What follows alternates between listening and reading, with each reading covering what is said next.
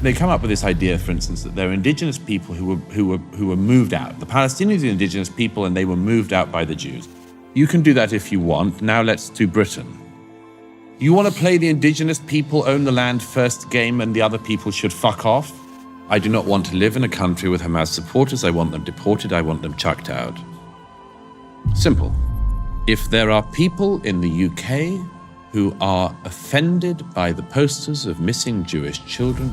Douglas Murray returns to trigonometry with Konstantin Kizin and Francis Foster and unleashes a storm of provocative insights, challenging the very fabric of Western society. With sharp wit and unflinching candor, he delves into the unsettling and concerning rise of pro-terror sentiments and sympathies, hypocrisy in Middle Eastern politics, and the festering wound of anti-Semitism. From the shocking hypocrisies of Muslim solidarity to the UK's misguided tolerance of extremists, Murray fearlessly confronts the most contentious issues of our time, sparing no one in his unflinching examination of today's cultural decay and societal contradictions. Douglas, you're back for the, I don't know which time, but we've had you on many times. And I put it to you that there's good news and bad news. The good news is that you were right. The bad news is that you were right. What have you made of the last 3 weeks? I suppose like all of us, it's a mixture of things. First shock, then horror, then shock again, then horror, then disappointment, and then rage, probably, in roughly that order. Horror at what happened in Israel, shock like everyone, this was able to happen. Horror at the details of what happened, shock then at the response on the streets of cities like the one we're sitting in London. The fact that there were so many people who didn't even give it a day before they turned out on the streets of my city, supporting the people who'd done this act of terror. And then in the weeks since, increasing rage. Rage that I have to share a country with these people. Murray's insights are a scorching indictment of our societal decay. The barbaric atrocities in Israel were met with repugnant pro-terror rallies in London, exposing a festering wound in our culture. How did we arrive at this moral abyss? The West's self-loathing has reached a fever pitch, with 12% of young Americans now sympathizing with Hamas. Isn't it time we obliterated this cancerous ideology? And I think the thing that we've all had to come to terms with is how some people have just been so open about supporting an extremist Islamist terrorist group and also refusing to acknowledge it as such. Well, before you answer, Douglas, one of the things that I've noticed in comments is people like, well, these are pro-Palestine marches. And I think we have to be clear that what we're talking about is in the first 2 days, prior to Israel responding in any way, there were people celebrating. Yeah, the bodies of the dead hadn't even been found. They were still warm in some cases. Some people were still in the process of being massacred. And even as that was still going on, people were already out on the streets of cities like London, protesting against Israel. And that was what it was. It was straight away a protest against Israel. And, you know, look, there are lots of fine delineations you can do about it, some of which are true and some are not. You could claim that the people who've come out in recent weekends on the Saturdays care about Palestinian lives. I don't think they do. I just don't think they do. And I'll tell you one reason why, is that nobody in the Middle East, apart from the Israelis, cares about the Palestinians a jot. I've traveled around the region. I've spoken to enough people, including leaders of other countries in the region, to know the Jordanians do not like the Palestinians at all. They find them an unbelievable encumbrance, and that's why they haven't opened their borders to the people in the West Bank who should effectively be in Jordan. The Egyptians loathe the Palestinians.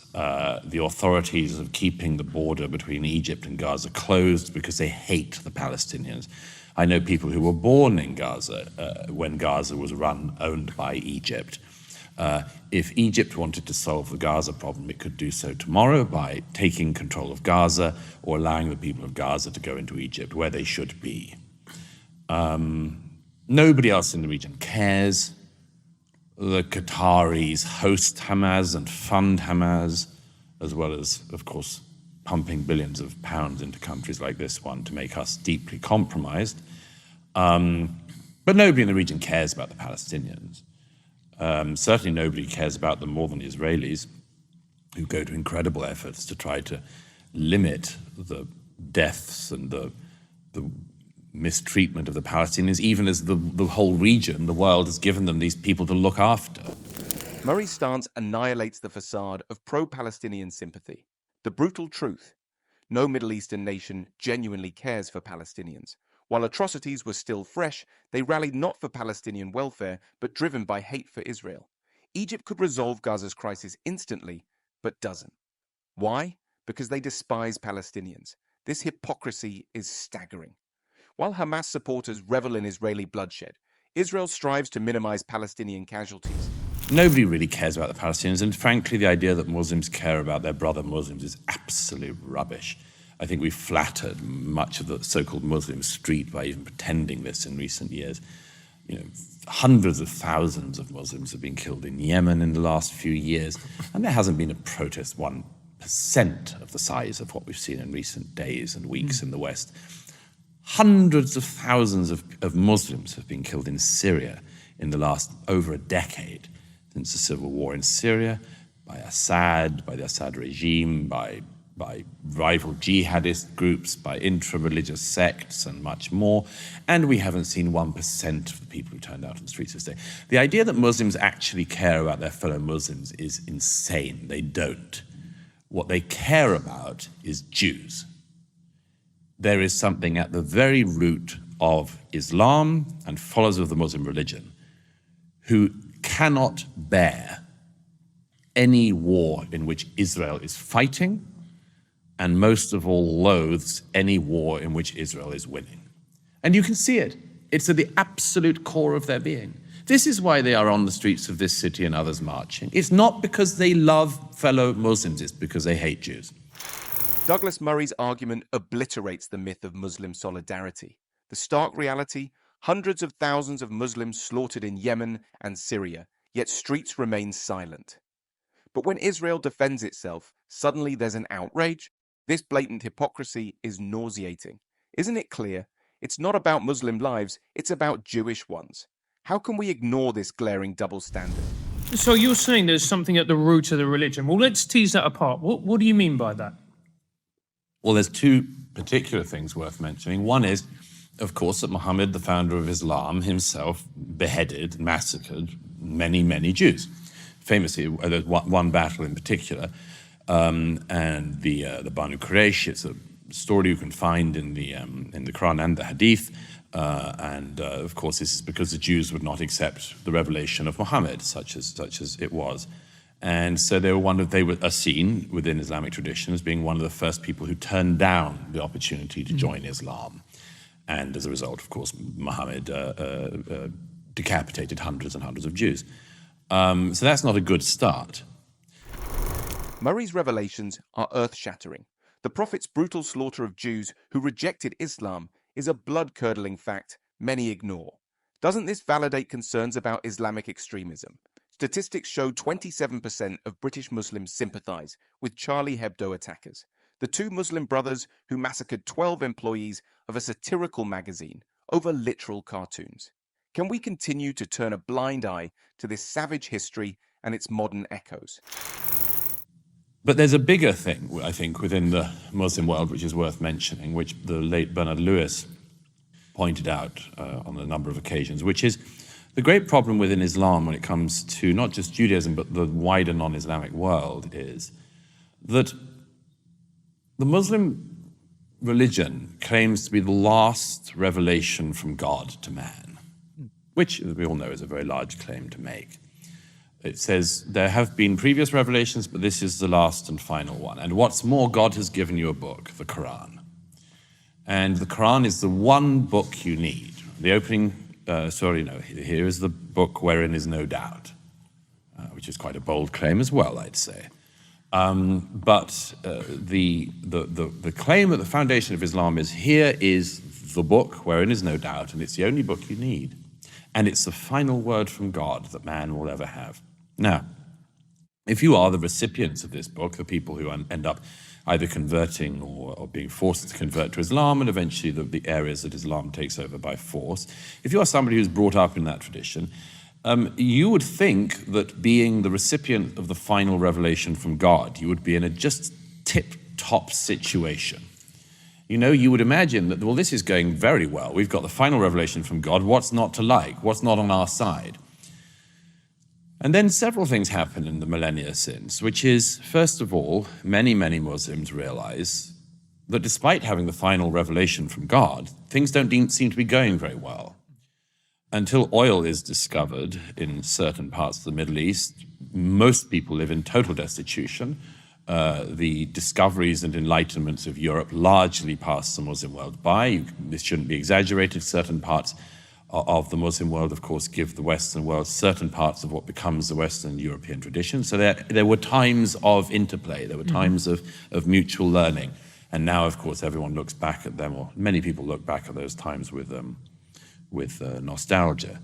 Nevertheless, in the main, the Muslim world cut itself off from the rest of the world and didn't care to learn from the rest of the world, didn't improve the economic conditions of its people, totally failed to create societies anything like as successful as, for instance, European societies.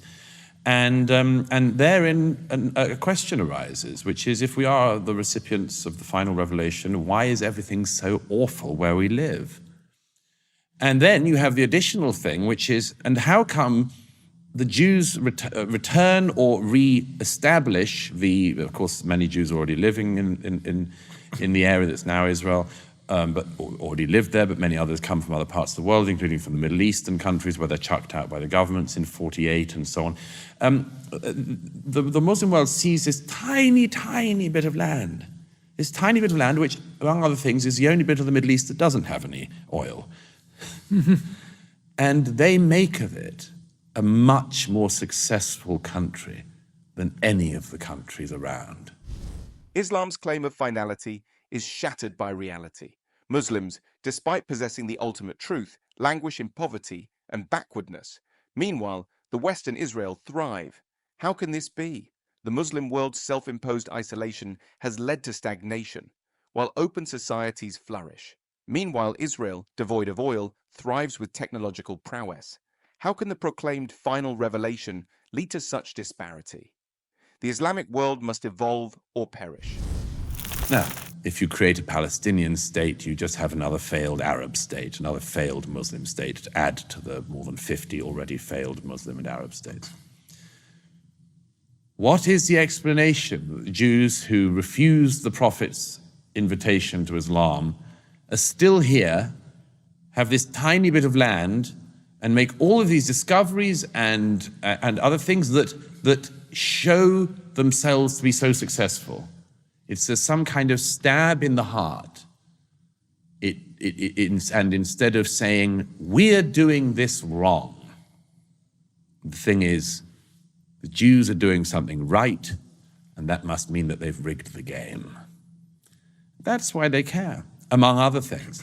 And it leads to the deep pathology of anti-Semitism, which has been largely eradicated in Europe among Europeans, not entirely, but largely. There are still some bits of the far right you can find across Europe, and occasionally in the UK with a sort of the whiff of this noxious thing still emerges. On the left, of course, it's much closer to the boat. But principally anti-Semitism in our own day, of the kind that we hoped had ended with Hitler, exists and indeed thrives in the Muslim world. And the Muslim world is now in our world in Europe, and so we have the Hitlerian horrors of anti-Semitism back. Douglas Murray unveils the stark truth. If a Palestinian state emerges, it risks becoming yet another unsuccessful Arab nation. While Israel, a tiny nation, flourishes, 50-plus Islamic states flounder. This stark contrast breeds toxic envy and hatred.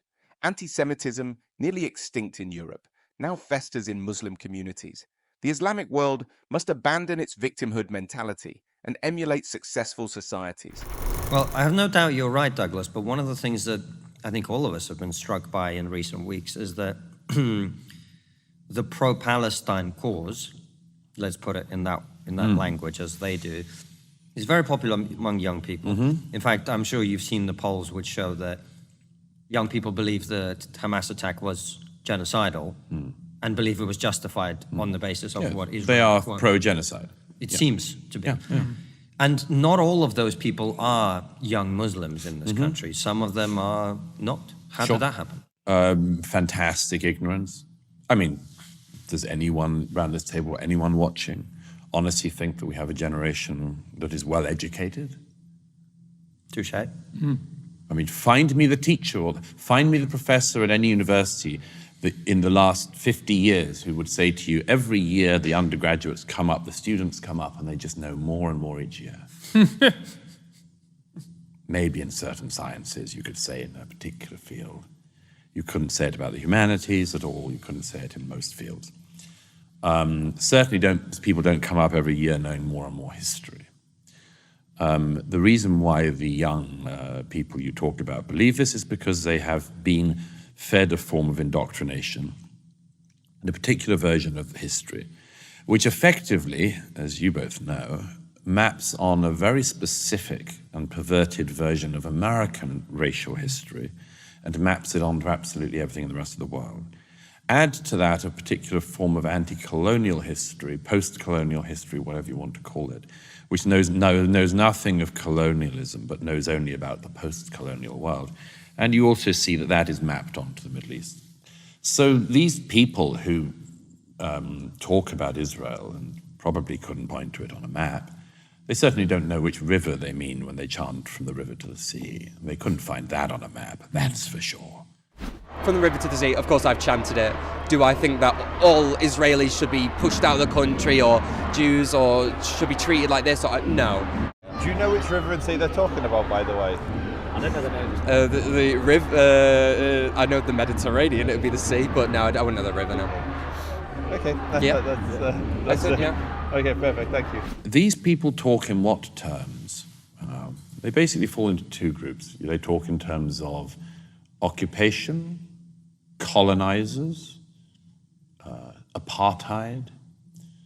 This is the Americanized racial justice version of this mapped onto the Middle East. That the Israelis are colonizers, for instance, and that they're indigenous peoples, and that the Palestinians are indigenous peoples, despite there being Jews in the land many years before anyone even came up with the term Palestinian, which is a disputed term anyway. So they come up with this idea, for instance, that they're indigenous people who were moved out. The Palestinians are indigenous people, and they were moved out by the Jews, the Israelis, the Zionists. And this version is, of course, a replay of that version of American history, which is there were the Edenic first populations of America, the indigenous peoples, and then people from Europe came, the wicked Spanish and Italians and Portuguese and the French and even the British come and do their thing. And so they just put this version of history onto the Middle East. To those people, I would say, fine, you can do that if you want. Now let's do Britain. Want to play that game?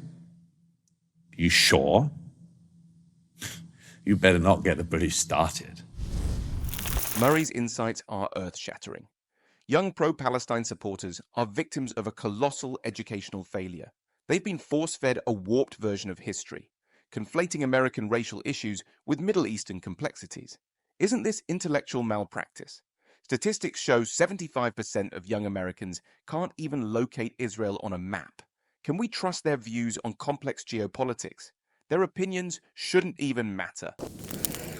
But that's Tell me one more, version. Douglas. What do you mean? You want to play the indigenous people own the land first game and the other people should fuck off? Well, it's 60 years of mass migration into the UK. Who are the indigenous peoples of the UK? People who've been here the longest. Who are the settlers? Who are the illegal settlers in Britain? Oh, well, that would be the people who've arrived. Does anyone want to go there? Murray's logic is devastating. The hypocrisy is staggering. Those crying colonizer in Israel are blind to their own nation's histories. Did you know 15% of UK residents are foreign-born? Who's indigenous there? This selective outrage is intellectually bankrupt. By this logic, newcomers in Britain should be considered illegal settlers. Well, you see, Douglas, I think what you're saying is logically sound, as you know. But I was very struck by something. We haven't released this episode yet, but we had a conversation with Michael Malice when we were in America. And he said to me, Konstantin, you've got to realize at some point that these people do not use language to communicate. They use language to manipulate. Sure. And so what you are saying makes sense, except they would say, well, no, what do you mean? You are straight, white, or not straight, white, or whatever you are, right? I'm a blue-haired lesbian, non-binary black woman. That's not how they see you, Douglas. Well, I self-identify. Yes. And the oppressed people are the people with more melanin in their skin. Well, they should speak to the Yemeni Jews. They should speak to the Ethiopian Jews. They wouldn't even know what I was talking about. They wouldn't. They can look it up. They can educate themselves. The point I'm trying to make to you is, we have a narrative in this country, certainly, the native population, or certainly the longest living here native population, they are the oppressors. And you know that all of this is about this oppress-oppressed dynamic. So your argument in their world doesn't work. Well, the girls in Rotherham and everywhere else in Britain who were raped by the thousands by Pakistani rape gangs in the last 20 years were not the oppressors, were they? I would say that they were the oppressed. But let me return to the second class of person who is of the left, of the kind that I was mentioning, who the second class of critic of Israel. And we learn a lot from this. What are the other accusations that they put, apart from the Americanized social justice versions? What are the other versions of this that they put on it? They say the Israelis are committing genocide, that the Israelis are like the Nazis, that the Israelis are as bad as Hitler. Now, what is this? First of all, we have to hit on the head the idea that the Israelis are committing genocide, which is rife out there. It would be the only genocide in history in which the population massively expanded during said alleged genocide. The population of Gaza has shot up in the last 18 years since Israel withdrew. So you could say that they are extremely unsuccessful genocidists, or people who would like to commit genocide but haven't managed to for some reason. But none of the analysis of what is actually happening, and I and anyone else who has traveled through the region widely can tell you this, it is nothing like, for instance, what Bashar al-Assad has done to the Syrian people over the last 13 years. It's nothing like what has been happening in Yemen in the last decade. It is not anything approaching a genocide that is happening in the West Bank or Gaza. So why do they say it? Murray's arguments are irrefutable. The left's hypocrisy is staggering. They ignore real atrocities while demonizing Israel. Genocide. Absurd. The Palestinian population has exploded by 451% since 1955. Where's the so-called genocide? And more importantly, where's the outrage for Syria's 500,000 dead? Why the silence on Yemen's 377,000 casualties? Isn't it time we called out this blatant anti-Semitism masquerading as social justice? Second, why do they say like Hitler? Third, why do they say like the Nazis? These young people have been brought up with only one bit of knowledge from history, which is Nazis. And if you only know about one thing from history, it's likely that you will decide that the whole of history and the whole of the current day can fall into two groups of people and be analyzed by the lens of this one thing. Hitler, not Hitler.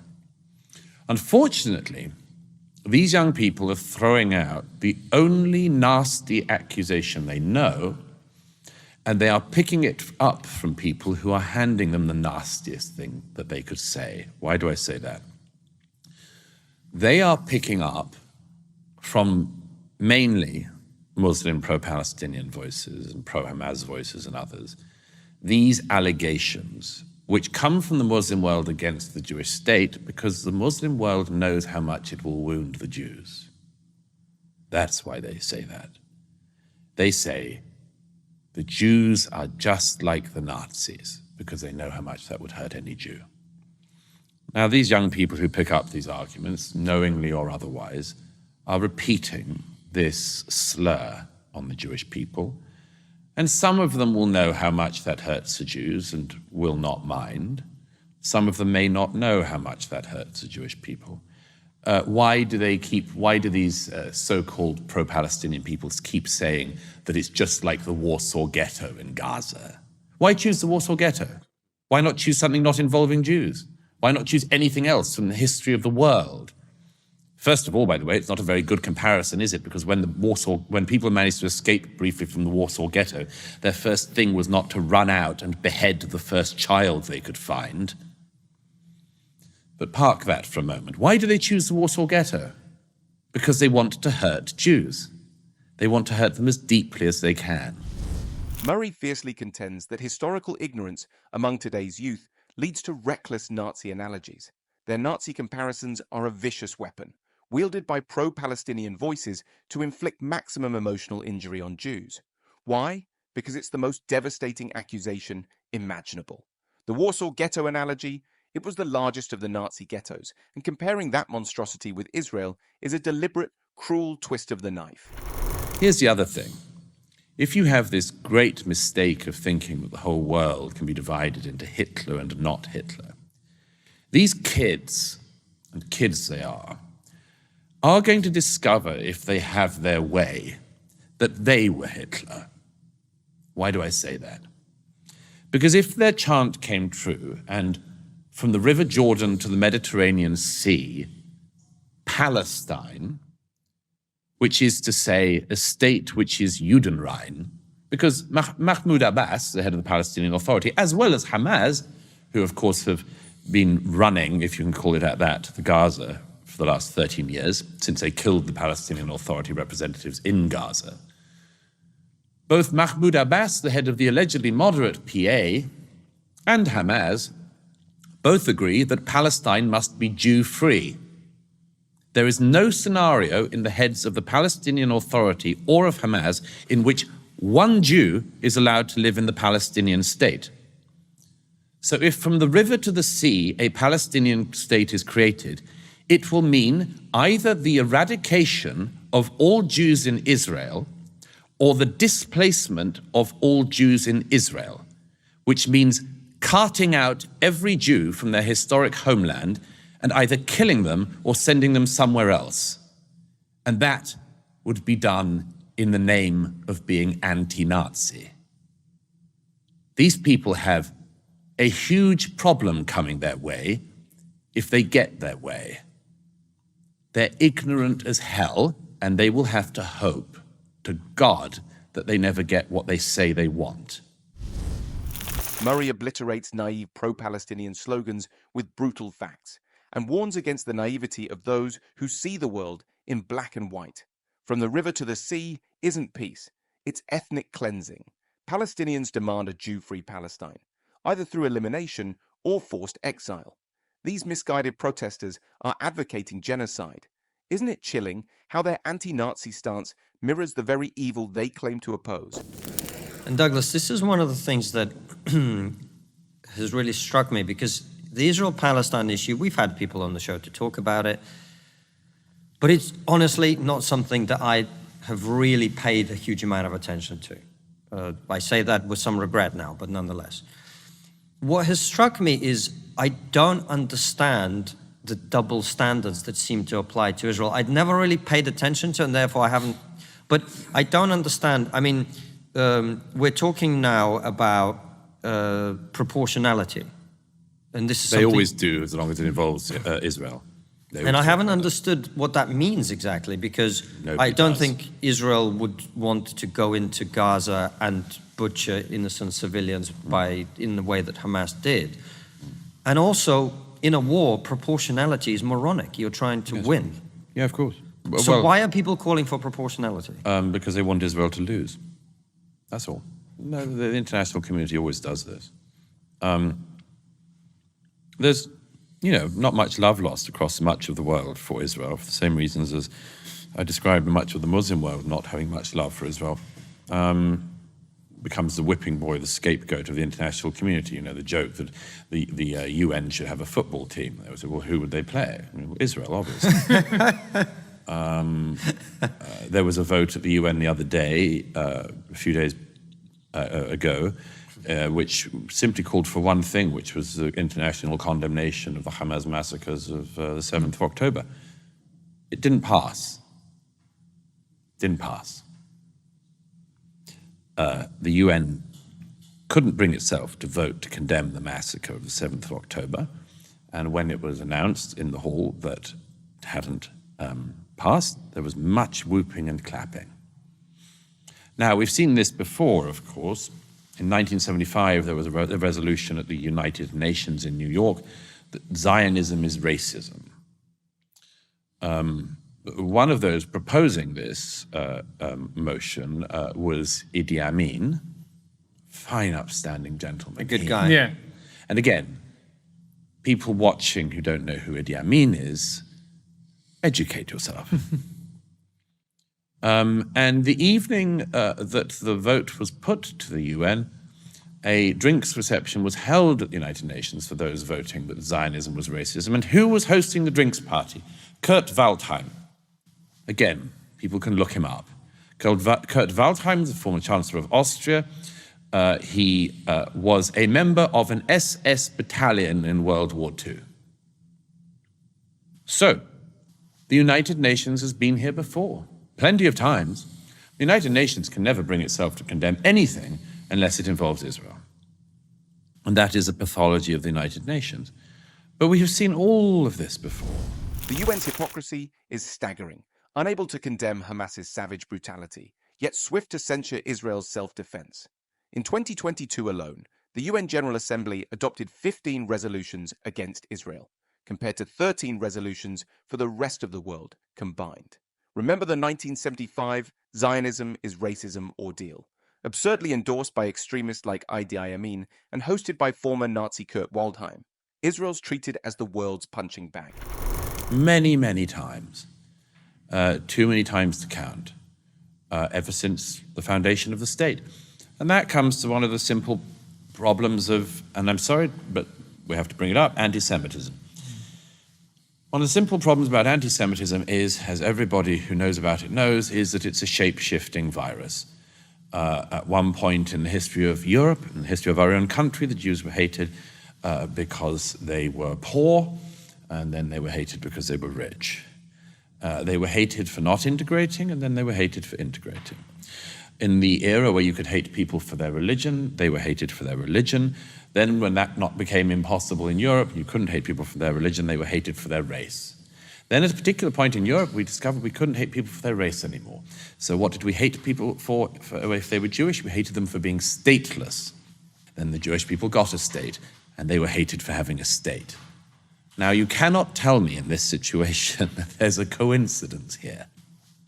It is not a coincidence that every way you do it, it ends up like that. And great figures, including somebody I've quoted a lot in recent days and weeks, Vasily Grossman, the great Russian novelist, the author of Life and Fate, among other works. And everything flows. He said everything comes from this. And of course, the great thing that Grossman said, the heart of his great novel, in those few pages where he writes about anti-Semitism, about the dark heart of the 20th century, as he goes from Stalingrad to Treblinka, the great pages in which Grossman takes the time out to talk about anti-Semitism in the midnight of the 20th century. He says, of course, that he says some of what I've just said about anti-Semitism being a shape-shifting virus, because, of course, Hitler had it, as rather well known, but Stalin ended up with it as well. I mean, it goes every direction, everywhere. But as Grossman greatly says, the thing about it is that it tells you about the person who suffers from it, not about the Jews. He says, tell me what you accuse the Jews of, I'll tell you what you're guilty of. People who hate the Jews for being religious have religious problems themselves. People who hate the fact that Jews have a state that they're willing to defend have a problem with defending their own state themselves, and much, much more, on and on and on.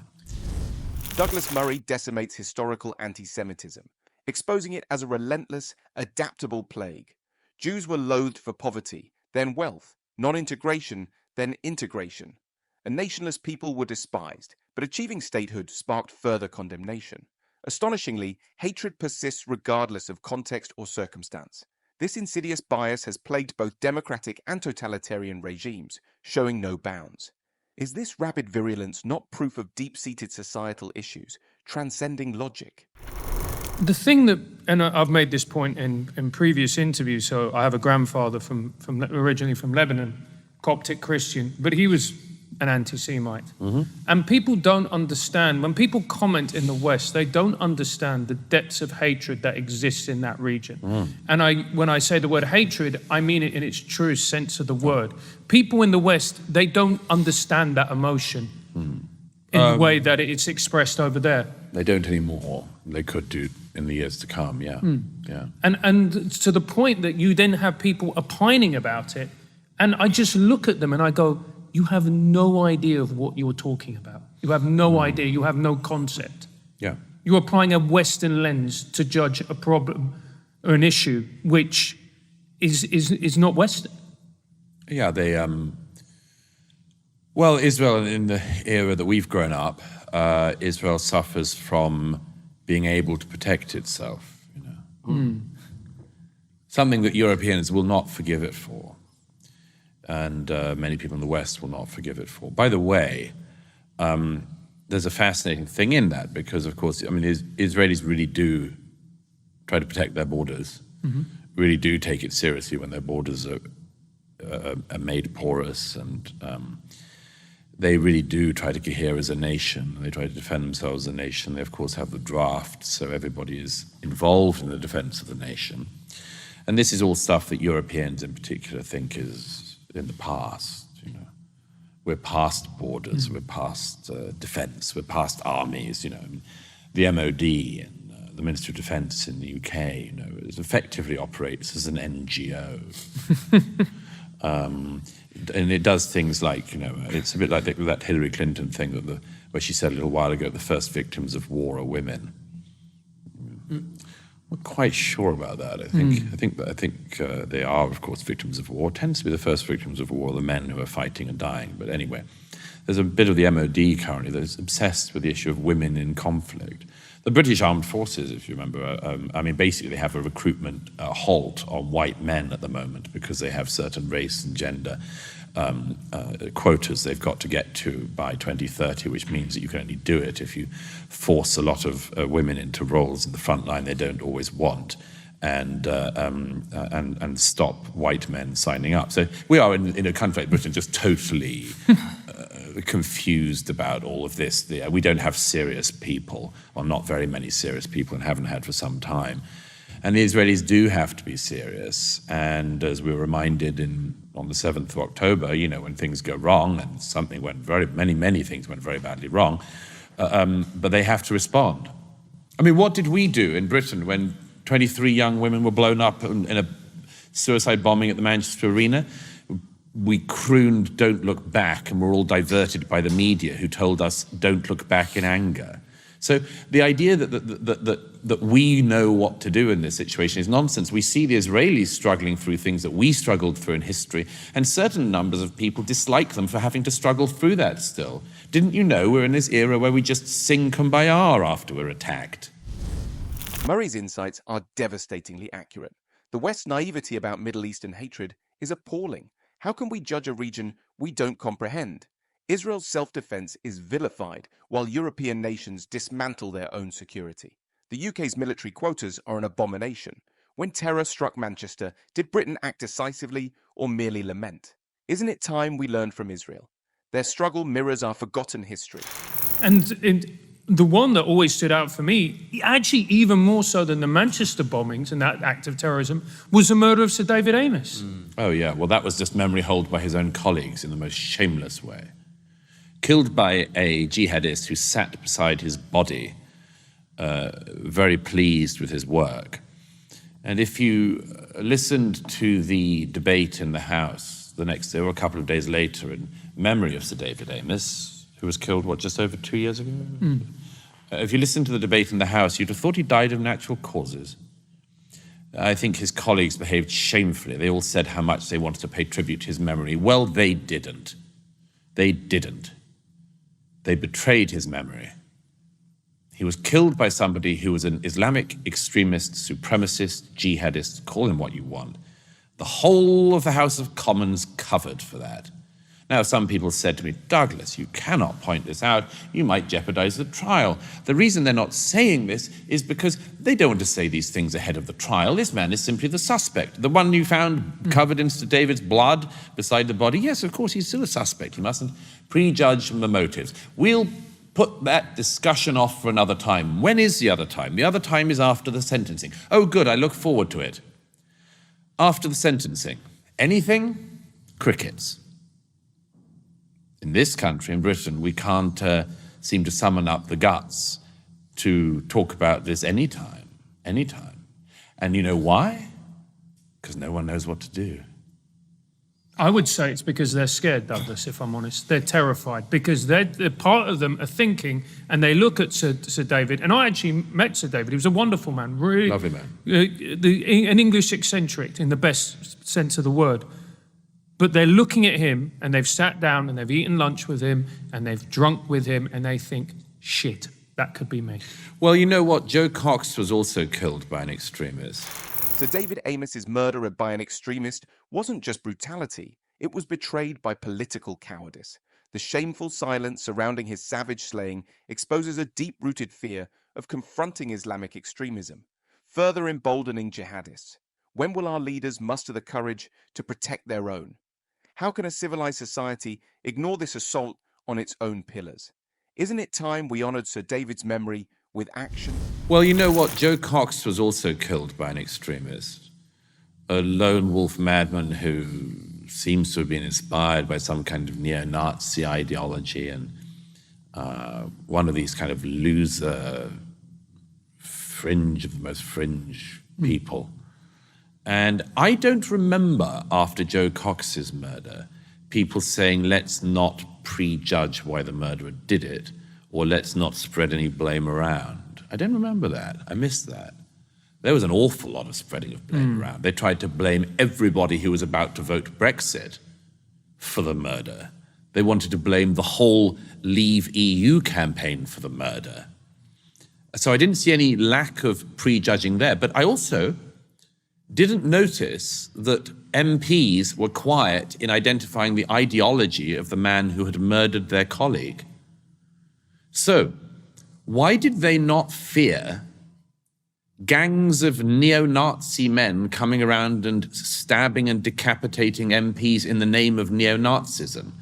Because it's not a very big thing in Britain. Despite the bogeyman holding out of neo-Nazis as always being about to take over. Don't forget, of course, we live in a country where the left, The Guardian and others repeatedly describe Suella Braverman as far right.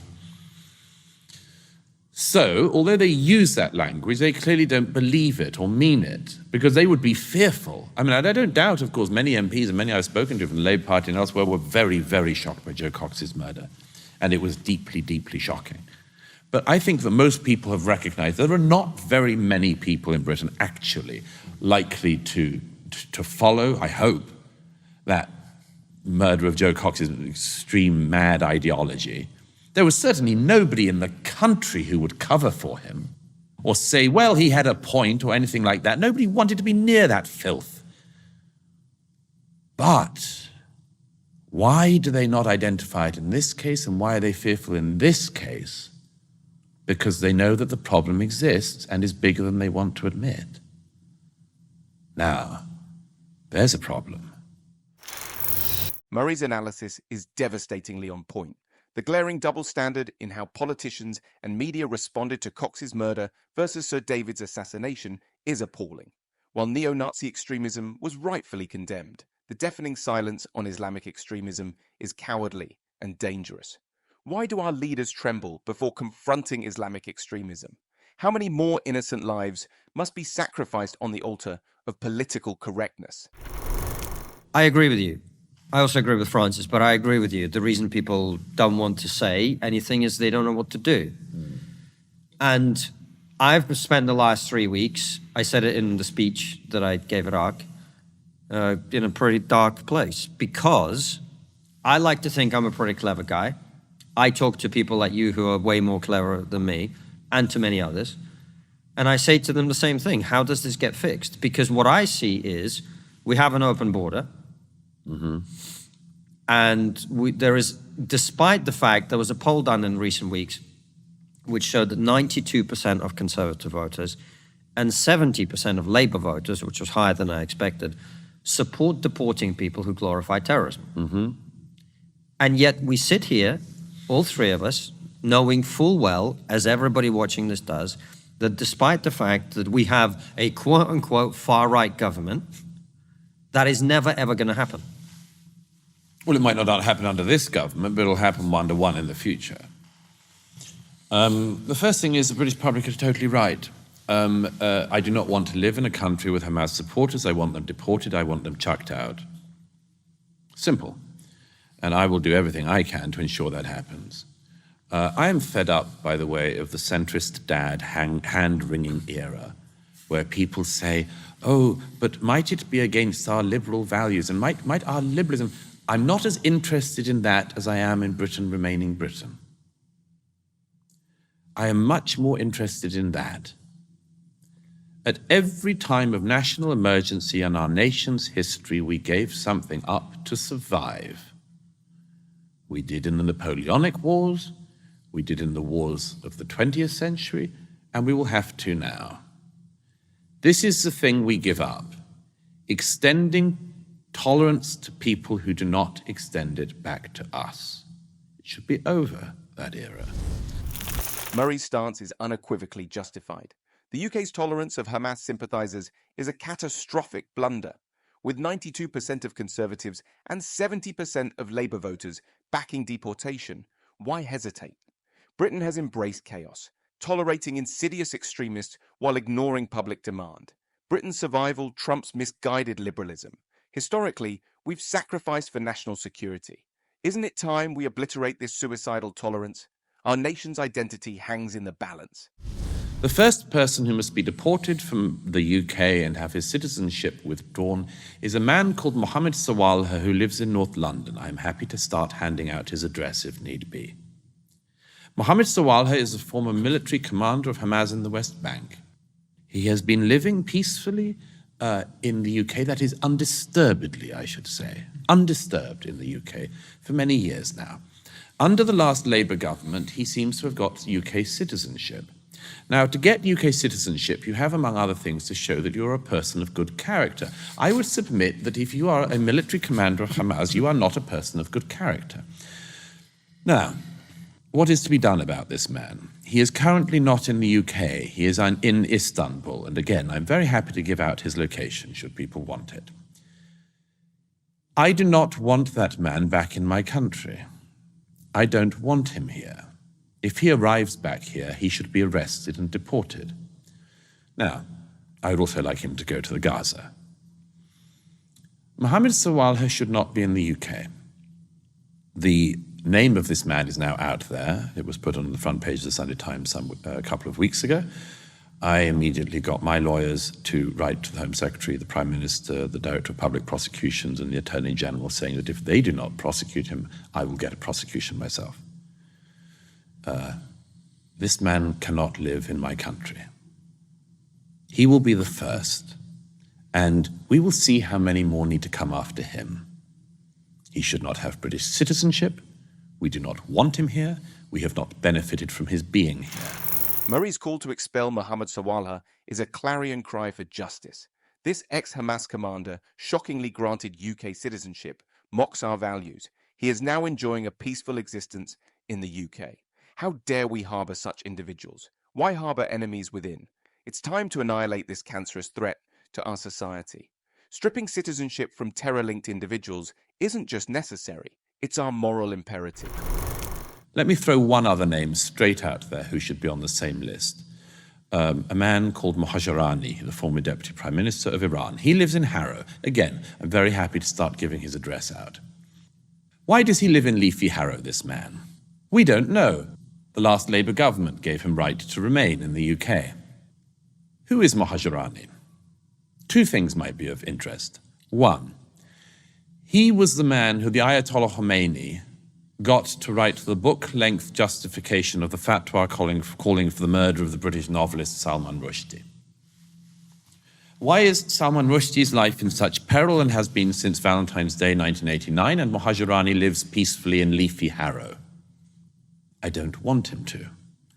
Second, apart from justifying and calling for the murder of a British novelist, Mohajerani was also involved in the prison massacres of leftists and communists in Iran in the 1980s. One of his former colleagues has been prosecuted for war crimes in a European court in the last year. I see no reason why Mohajerani should not also be prosecuted under the same crimes.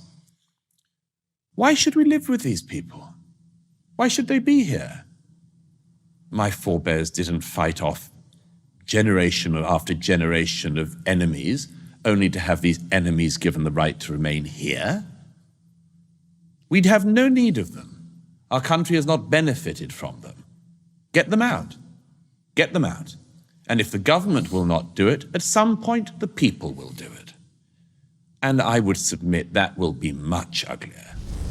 Murray's exposure of Maharani's presence in the UK is a searing indictment of our broken system. This man, who justified the notorious fatwa against novelist Salman Rushdie and was involved in brutal 1980s Iranian prison massacres, now resides comfortably in Harrow. It's an abomination. Our ancestors' sacrifices are being desecrated. We must excise these malignant elements from our society before vigilantism erupts. One point, Douglas, I would have said, this is too far. But the thing, even above the Sir David Amos and coming as a former teacher, the thing that really opened my eyes to the cowardice within our institutions was the Batley Grammar School case. Yes, absolutely. Shameful. And the capitulation of the union, the refusal to stand by their member, which is a working class tradition going back generations. One of the finest traditions of the unions. And they just abdicated responsibility. And it just shows, for me, that there is very few people in power who've got the backbone to be willing to tackle this. I think that's right. Well, the people who do want to tackle it will come to power. Well, Douglas, this is a thing that has been discussed, and I want to raise with you. I mean, I agree with you. And I saw Ron DeSantis, the American presidential candidate. He gave a speech in which he said, the point of immigration is to bring people who are going to benefit our country. And I thought, I haven't heard someone say that for about 20 years. As a politician. UK. Yeah, quite. Which to me seems like a fairly uncontroversial statement, actually. But the argument that I see going around online, I mean, these people specifically that you're talking about, I think few would argue about. Oh, I bet they would. But anyway, well, if they don't argue about it, why not do it? Quite. And I want to come back to that as well. But the one thing I see is particularly American commentators say, well, look, the right in particular has been banging on about free speech endlessly. And then you have these people go out on a protest and suddenly everyone's saying they should be deported. What do you say to those people? First of all, not everyone's saying they should be deported. A small number of us are.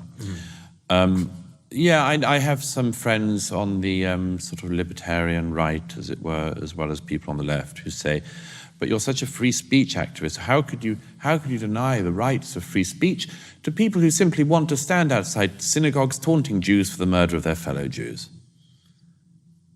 Well, this is not a practice of free speech. This is not an interesting test case of free speech. It's very straightforward. Throughout our history, as I mentioned earlier, we have repeatedly been willing to say that certain things trump our most cherished values, and the main one is our ability to survive. I would say that, at the moment, we are at a very important point, not least with policing in the UK. The protests that have taken place in recent weeks, and the protests that have already been announced for the weeks ahead, have been a great test for the Metropolitan Police and other police forces across the UK. And it is a test that they have failed monumentally. Now, I know the policing decision they've made. Part of the policing decision, clearly, is that they will observe the crowd and they will see if anyone breaks the law. And if they do break the law, they may get a visit at some point later from the police, and they may be arrested. Douglas Murray's stance is irrefutable. How can we tolerate those who threaten our very existence? The UK's spineless approach to policing has allowed extremism to fester. Protesters degrade synagogues in the name of free speech. No! What worth is liberty if we sacrifice survival? Statistics don't lie. 87% of British Jews feel unsafe. British police fail stintingly, standing by as spectacles unfold unchallenged. This happened in the 2000s with Anjem Chowdhury and the group members of Al-Mujahirun. There was a very similar thing. There was once actually an occasion when Al-Mujahirun came for me personally in the streets of London, and I was amazed that the British police didn't do more to protect me or, well, anyway. And it turned out that they were doing the same thing, which is they hang back in order to arrest people later. Well, here's the problem with that. The world only sees the crime being committed. The world does not see the follow-up. The world is very interested in watching the streets of London at the moment and are horrified by what they see. They do not see the tiny number of arrests that the Metropolitan Police has been willing to actually carry out of people who are supporting Hamas on our streets. And not only that, by the way, Douglas, we saw a couple of years ago people who drove down from Blackburn, quite far away from London, to go into Jewish areas and through megaphones shout, rape Jewish women, kill Jewish women. Fuck the movement, fuck all of us, fuck the mothers, fuck the daughters, and show them support for Palestine. Shut them up, rape the daughters, if you have to send a message like that. Those people were arrested and not prosecuted. Yes. Maybe they should have tweeted it. Yeah, they should have called them, what was the crime that Lawrence Fox committed again that brought the whole world crashing down a few weeks ago? They should have said they wouldn't shag them, which is Yes, the opposite exactly. of what they seem to be. Wasn't that a good idea? They should have gone through Jewish areas saying, I wouldn't shag them. That would have got the police interested and probably Ofcom. That would have got The Guardian going for months. My God, we've been diverted, haven't we? Here's the thing. The police are also, of course, in this strange case of several cases we now have on camera of the police taking down the posters of missing, stolen Jewish children that have been put up in London and other places. And as well as being ripped down by Muslims in the UK and leftists in the UK, they've also now been taken down by police in the UK. We have footage of the Metropolitan Police taking down these posters. Two things about that, if I may. The first is we should follow the example of some blue-collar workers in New York and elsewhere in America recently who have found these scumbags taking down posters and confronted them. If the police are not going to confront people ripping down posters and trying to hurt Jews on the streets of Britain, again, I would like the public to do so. And I think the public should start to do so. And that is what will happen if the police do not protect the public. The public will have to start protecting the public. Murray's critique slashes through complacency. How are such blatant vile acts tolerated while authority dithers? Incidents of hate-filled verbal attacks targeting Jews go unanswered. Isn't public protection a fundamental duty? Statistics show that anti-Semitic incidents hitting record highs in the UK. Are we content watching police cower, more swift against trivial tweets than violent threats? Will citizens be forced to become defenders themselves? The second thing... May I just on that? Sure. Aren't we being slightly dishonest at Douglas? The demographic situation in the UK is very different. It is... I don't know that if I was to challenge somebody in the street doing that, that I, frankly, at this point, would have the support of the people around me. I wonder if I might find myself in the minority. Okay, well, what will happen at some point is that a group of people who are in a majority will come down from some other part of the UK, and they'll do it themselves. And who would say that that was a bad thing? At this point, yeah. At this point, if this is all on the table, oh, they're going to regret it. The police are going to deeply regret this. So that's the first thing. The second thing is, and let me be as clear as possible on this, the police clearly seem to think in the UK that the big problem is that it is provocative to put up posters of abducted Jewish children, and that is because it will provoke community tensions. This, by the way, is not a fringe view. It is a view clearly shared by a number of politicians across the UK, most prominently certain Muslim politicians across the UK. Here, let us be totally frank. If there are people in the UK who are offended by the posters of missing Jewish children, they must leave the UK. We do not want them. It is not Jews who should be fearful in the UK, it is the people who would make Jews fearful. They must leave. It is shameful to me that in the last few weeks I have had friends from around the world, including Jewish friends, saying, is it safe any longer to come to England, to come to Britain, specifically to come to London? It is not Jews who should fear being in London, it is the people who would make them fearful. So at some point, the Jews, who are a very small minority in the UK, a little over 200,000, they are dwarfed by the large size of the Muslim community in the UK at the moment, but fine. The non-Muslim population of the UK is far larger. And by and large, in my experience, they are very good people. The British still have pride in their past that has not been beaten out of them. They still have a sense of the goodness of our nation, of the pride of our nation, of what it has done in the past that we should be grateful for and proud of, and what it might still do now. Despite decades of indoctrination to try to tell us that we are wicked, that is really only believed by a small number of people who happen to have control of many of the major institutions and who have a disproportionate voice in the media and a disproportionate presence in what used to be called academia. Fine. We'll do this without them. Douglas's blistering stance shreds any illusion of cultural harmony threatened by appeasing extremists. A Pew Research study anticipates that by 2050, Christians and Muslims will have nearly equal numbers in the UK. If protecting values espoused by this proud nation, a bastion of history, freedom, and justice, provokes unrest, then aren't misguided ideals the real enemy? Isn't demanding unwavering allegiance to fundamental British ideals vital? Do you not worry, Douglas, that with what you're saying, that we're going to be pretty soon, not that you're advocating, I want to make that clear, that we're going to be on the path to a pretty unpleasant government pretty soon? Well, we've got Starmer, of course, but that's a different thing. What we'll have is, this will all be suppressed again and again and again until you can't suppress it anymore. And it will not be a matter of party affiliation or parties in power. It'll simply start to happen on the streets. The British public are being pushed beyond our endurance. And if we are waiting for a political outlet, I think that a large number of people will start to think we don't have a political outlet. The Home Secretary and the government say things, and yet they do not happen. The Labour Party say things and promise things, and yet they do not happen. I'm old enough to remember when the last Labour government, whilst ratcheting up mass immigration into the UK, talked about the dangers of mass immigration.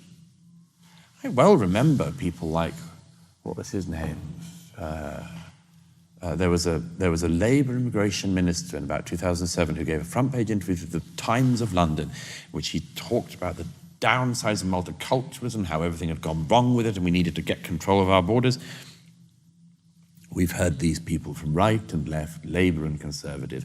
None of them ever do what they say, and it seems in part it's because they can't. So I very much fear, again, as you say, I'm not advocating it, I'm observing it. I very much fear that in the years ahead, this is past the parties. More people are members of the Birdwatchers Association of the UK than belong to all of the nation's political parties. So clearly people don't believe that political parties are the way forward, or able to do anything, or anything much. So we'll see what's happened. But you know, the public didn't get us here. I was asked by a senior member of the BBC shortly after the atrocities of 2017 what I thought had gone wrong and why the BBC and others were now incapable of speaking to the general public and were missing the general public. And I remember this person said to me, "What should we do, Douglas?" And I said, "It's a bit late now, isn't it?" I said, I feel when you ask me this and expect my answer like somebody who has been pushed deliberately into a swimming pool in their full clothing and then asked why they're wet. I didn't want to be here. I didn't want my nation to be here, but we've been pushed here. We'll see what we do. Murray's warning is chilling. The UK's political establishment has betrayed its people. Mass immigration has skyrocketed, with net migration hitting a record 606,000 in 2022. This demographic tsunami is reshaping Britain's identity. How long before native Britons become strangers in their own land? The public's patience is wearing thin. Will we witness a violent uprising against this cultural invasion? The clock is ticking. Has the West's self-loathing truly led us to this moral precipice? Murray's analysis isn't just thought-provoking, it's a call to action against the alarming rise of extremism and hypocrisy. Share your perspective. Are we really witnessing the West's cultural implosion? If Douglas's fierce critique resonated with you, don't stay silent. Like, subscribe, share, and comment below. Let your voice be heard in this crucial debate.